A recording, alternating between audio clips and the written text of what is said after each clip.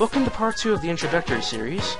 I kind of think that I should probably go over this, and I actually should have went over this in the previous video, but I didn't. When you press the start button, you enter the pause screen like you would on any game. It'll bring you up to the menu, which gives you 3 options: status, trunk, and deck. The status shows your name, how much deck points you start out with. You actually start out with about 1600 points. Your dual level by default is like 72, which in any other video game you'd actually be kind of overpowered. And you get 8,000 life points. And your money is shown below. I have 565 dominoes. So that's really low. Alright, here we have the trunk. It shows every card in the game, whether you have it or not. And if you have it, there will be a number. The number on the left indicates that it's in your trunk, but not in your deck. The number on the right indicates that it's in your deck, but not in the trunk. You can shift them over with the left and right button. You do start out with a card that you probably would never get too frequently until way later in the game. It's called Final Destiny. It's a pretty cool card. When going through your deck, it's important to actually go to the deck function. Like back when I was searching in the trunk, it showed you every card whether you had it or not, and as a result, you really had no clue whether it was a good idea. What I'm going to do here is I'm going to show you how I typically build a deck. What I do is, first of all, while this does seem pointless at times, I just completely dump whatever's in my deck and then I build it from scratch. There are times where this probably isn't a good idea, but you'll understand my reasoning in a second. I won't do a whole lot of this on screen unless I have a good reason to do so. Once your deck is completely empty, or has... Oh yeah, I should probably mention this now. If you try to exit the screen without 40 cards in your deck, you'll get this pop up. So yeah, once I've emptied everything in my deck, what I do is I reorder my cards, and I go to cost, and then I start putting in cards. Well, at least early on. I don't do this all the time, otherwise I'd never actually have a deck that would work. I just put in all the cards with the strongest attack points and defense points. Well, let's face it, this early on in the game, you really do need offensive power. And the game really doesn't let you have a whole lot of that. Yeah, after about 20 cards or so, I like to keep a ratio of about 25 monsters and 15 spell and traps, if possible. Usually I end up going over that ratio in one way or another. In this case, I want to have as many of these as I possibly can.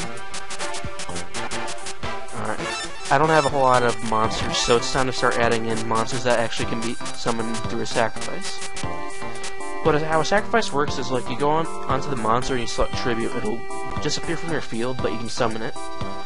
This only applies if you have not already summoned a monster. I'll get into more detail for that later. Alright. Since I'm here, I may as well explain this. Certain cards have effects. Monster Eye has the effect of revealing the foe's entire hand at the cost of this monster being placed in attack mode. Yeah, the card doesn't quite say that, but it's kind of a flaw with the Reshef Destruction and Sacred cards. If you activate an effect, the monster is forced into face-up attack position. And there's another bad thing about this game. In order to use an effect, it has to be face down. You can tell if it's face down if you see a green button with an R over it. I never really understood why it was an R, but that just lets you know that it's face down. Like, it may be face up to you, but to the opponent, it'll be face down. Just as how the cards are face down when you see them, or when the opponent places a monster. Alright, now let's look at here. Or take a look at the type and summon. Those are both Fiend. The type is the kind of monster it is, which means that, like, a certain field spell will affect that monster's power by about 40%. 40-60% actually. I don't remember for sure. I'll post a correction if I find out, or do the math. And right where it says cost, that's how much it will fill up. Or you know those deck points that you still have, deck capacity? You only have a certain amount of those, and And the cost of a card, that's how much it'll take out of your deck points. In order for your deck to work, you have to have a total cost of whatever your current deck capacity is, or less. Too much and it won't work. I'll show you a card that would pretty much you won't ever see me use because it would take way too long to level up to that point. The perfect example is some of the cards that I don't have on hand, such as these Divine Monsters down below. Your duelist level is below the cost. This can't be put in the deck. Be prepared to see this a lot throughout the game, because right now at level 73, there's way too many cards that you can't even use. Cards like, say, the Blue Eyes White Dragon, I believe, has a card cost of like 95 or something. I could be wrong. There are many cards that you have to be aware of, like Meteor Dragon. Here's something I should probably explain now. You see how cards like Doma, the Angel of Silence, has a cost of 14. The amount of stars up here indicates the reason for that. A monster that has 4 stars or less can be summoned right from the get-go. But if it has 5 or 6, it will require 1 sacrifice. If you have 7 or 8, it will require 2. Beast of Tower, for example, is my favorite 7-star monster that you have access to. At least early on. There's other cards that I would use, but this one, I have my own personal reasons for using it. Remember this description. A fiend that bears a weapon that's highly exclusive for use. A weapon. Could that be? Nah. Among things, only the swordplay experts may touch it. Yeah. These effects don't really mean a whole lot, but they can give you a clue as to what power-ups will work on these monsters. Alright, let's finish up this deck really quick. Because we're pretty much out of decent cards, so we're just going to fill it up with whatever we have left. Try not to use anything that has less than 500 attack points, or you will regret it.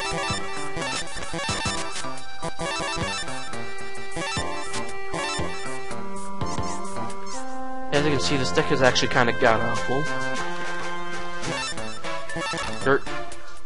Get used to seeing awful decks up at least until you're able to beat Yugi and Joey on a regular basis. Speaking of which, crap. You can spam the A button to try and talk to Yugi or Joey, but it doesn't really work. You'll get those button beeps indicating that you've pressed A at the right time, but nothing will happen. Same with the R button, which lets you dual person normally.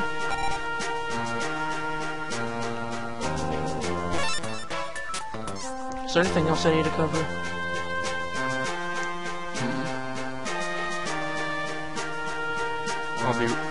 I'll be right back.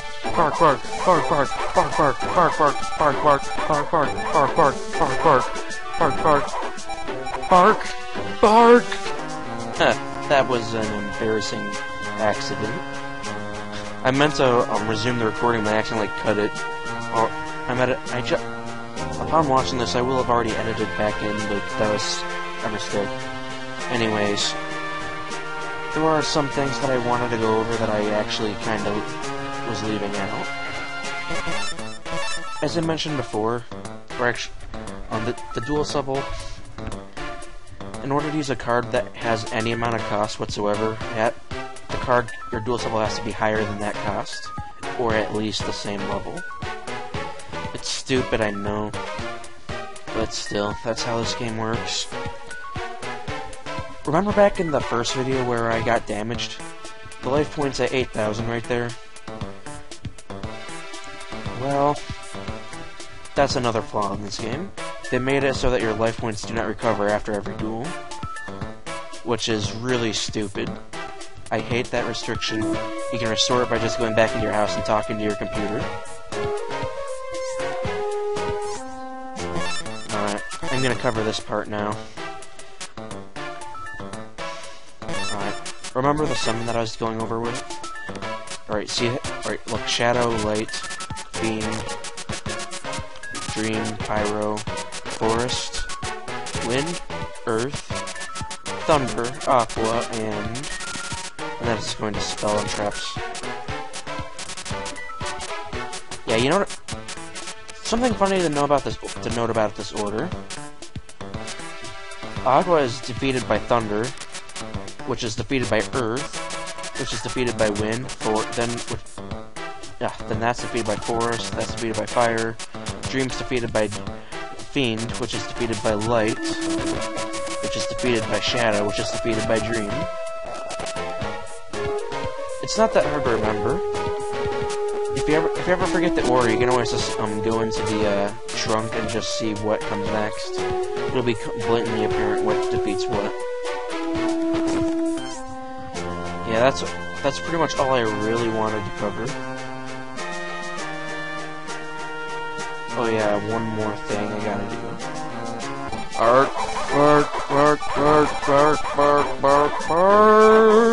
Okay, now I'm back. I feel a lot better now, and I'm not really sure offhand if I forgot anything, but if I did, I will include that at the beginning of the next video. Chances are I didn't. See you next time.